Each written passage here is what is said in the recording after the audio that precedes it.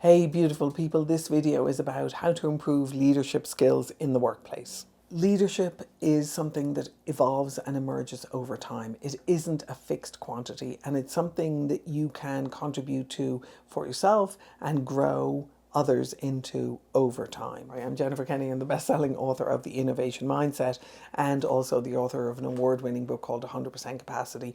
I work directly with teams to help them build their innovation capacity and to help them build their leadership capacity to innovate.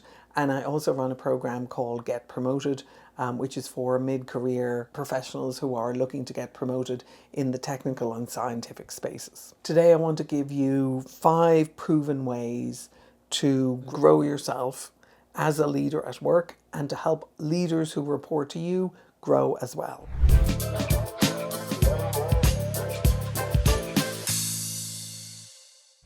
I'm a systems thinker, and I've been working in the systems thinking space since I was a teenager. I started off as a geologist because geology is the mother of systems thinking, and I just absolutely loved the idea that in highly complex adaptive systems, there are constant feedback loops, and the feedback loops actually reinforce and make the system a lot stronger. Now, obviously, I moved from geology and geotechnical engineering into technology, and now into leadership and into project execution. But what I've found incredibly valuable from my learning in geology is systems thinking.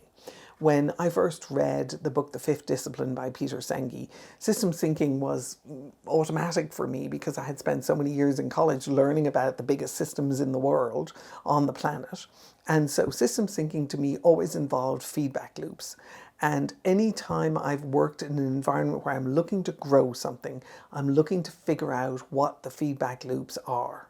Now, whether you're a gardener looking to grow something, you're a parent looking to grow a little human, or you're a leader looking to be able to grow other leaders around you, or other leaders or managers reporting to you, building feedback loops is an absolutely essential part of whatever it is that you do. Sometimes we think of that just as feedback. And the problem with thinking about it as feedback is we tend to then just lob it over the wall as feedback. Oh, I have some feedback I want to give you. When have you heard someone say that and go, oh, great, I want to get a whole lot of feedback? Because lots of times the feedback is actually negative feedback or people giving you constructive criticism. So I find that way of thinking about feedback to be a little bit undermining of the real value of feedback. If you think about feedback loops in a system, what the feedback loops are looking to do is they're looking to strengthen the system. They're looking to identify where breakdowns are happening in the system and fix them and reinforce the system in the long term. One of the things I'd really encourage you to do as a leader is to recognize that feedback loops are really valuable for helping to improve leadership skills in the workplace, both your own and those of other leaders or managers who might be reporting to you. Let me talk a little bit about what that is. As you start setting standards for your team, and as you start helping your team reach those standards. And let me give you an example of a standard. One of the standards might be that whenever we see something unraveling, we declare a breakdown and we declare it to our customer and we begin to look at how it is we're going to resolve that breakdown. So give you an example. I have a project that is about to run 3 days late because I've had someone who's out sick. I have a critical deadline coming up next week, and this is a small project that one of my people's running for me, and I see that they're going to be about a week late. Now, I have a choice. I can go and demand to the person that they work harder, stay longer, and get all the rest of the team to do the same, and that they make up for those 3 days that the other person was out and that they deliver the project on time. Or I can, if I have some knowledge of the customer they're delivering to, which hopefully I do since I'm leading this person, then what I can do is I can go with them to that customer who is also my customer, and I can have a conversation with them around the impact of this delay. And the conversation might go something like, hey, it looks like we're going to be running about 3 days late on this. I understand that you were looking for us to make this deadline. Can you help me understand what the impact of this delay might be for you?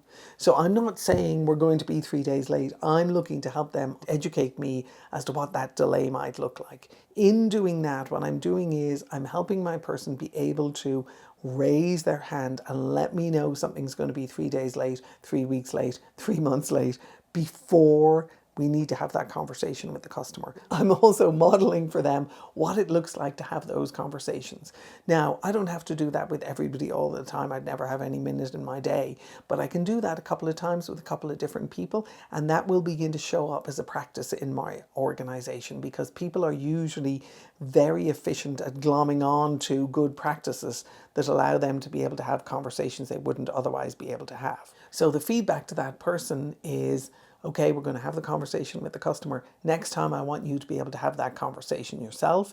Let me know when those sort of conversations are going to start happening, and let's be proactive about having them and learn from the customer, understand what the impact is, and then come to me to help you with making the decision or finding the resources, or simply letting things be 3 days late because the customer is really saying that it's not going to have that big an impact on their department or on their project. So the things that we miss when we're looking at feedback loops is we look at the fact that they are loops, they are dynamic, they are conversations that you can have, and they are opportunities for people to be able to learn and grow stronger. And they're also a fantastic coaching opportunity.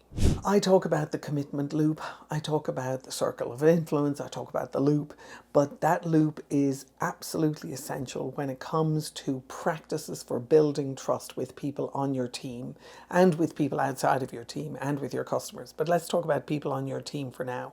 If you're looking to build more leadership skills in the workplace, and particularly in your own team, make sure that you are making absolutely clear commitments. Make sure that other people understand what those commitments are.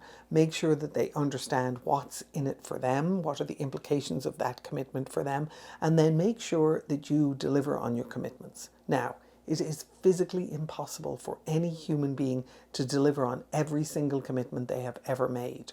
Recognize breakdowns are going to happen. Recognize that you are going to forget things. You're going to slip up on things. You're going to drop the ball on things. Every single human being does that.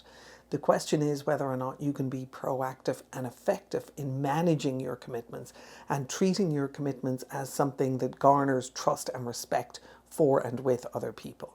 As you look to build trust with people on your team, and you look to open the door for them to be able to be part of the feedback loops, to be able to be proactive about the feedback loops that we talked about a moment ago, having trust with them is absolutely essential. One of the key ingredients for building trust with people is make real commitments to them, make real promises to them, make real offers to them, set up situations where they're the customer for you or you're the customer for them, and you are completing your commitments to them and managing those commitments. You are modeling for them how it is that you want to build trust with them and how it is you like to engage with them. Self-regulation's huge when it comes to building leadership capacity in people around you and in yourself. One of the things that I deeply encourage people to do when I am trying to help them build their leadership capacity and get more efficient and self-reflective about their leadership is the absolute simple thing of breathing and counting to 3. I have watched people explode in meetings. I've watched people storm out of the room. I've watched people yell at other people. And every single time I'm sitting there going, breathe and count to 3.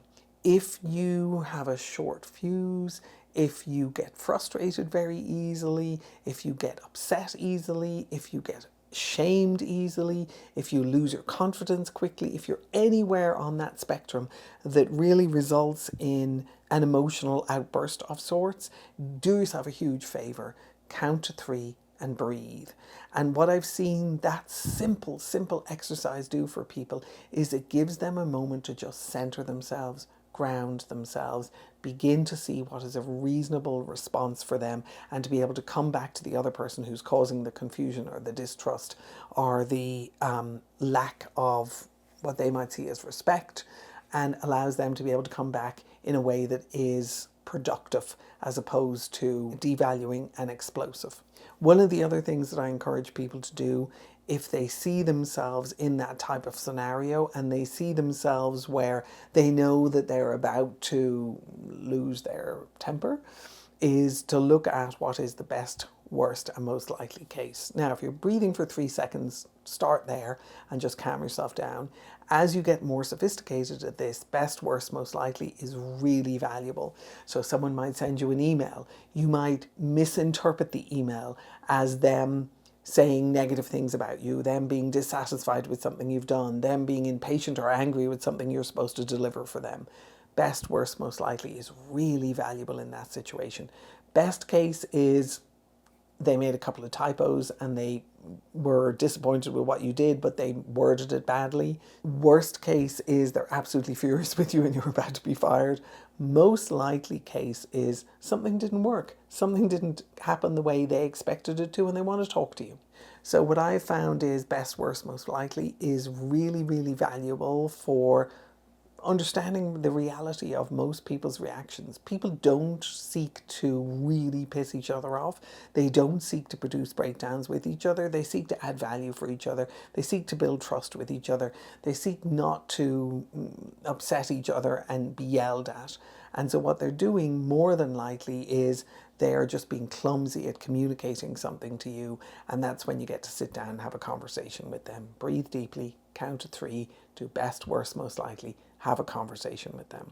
I talked a little bit about modeling the behaviors that you want to see, and I've talked about this in terms of be the leader you would like to follow. One of the most valuable things that you can do if you want to improve leadership skills in the workplace is show other people what leadership means to you. The lead by example and modeling leadership behavior for others really means that when you say you're going to do something, you do what it is you say you're going to do.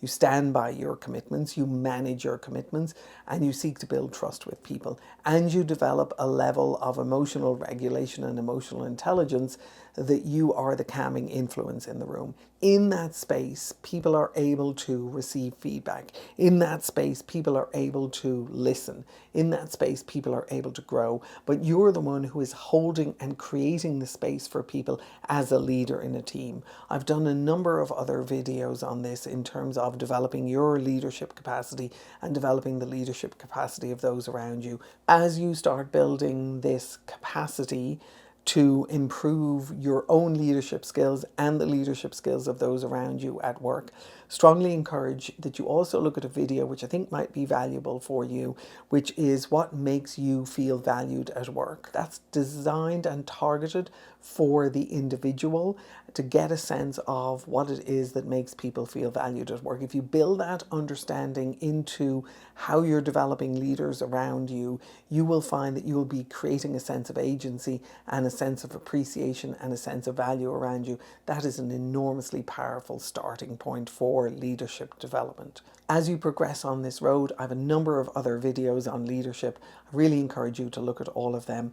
If you like them, if they're useful for you, give it a thumbs up, subscribe, drop me a comment in the comments below, join in the conversation, welcome to the community, and I hope as you develop your leadership skills, I'm here to be able to help you. Take care and best of luck.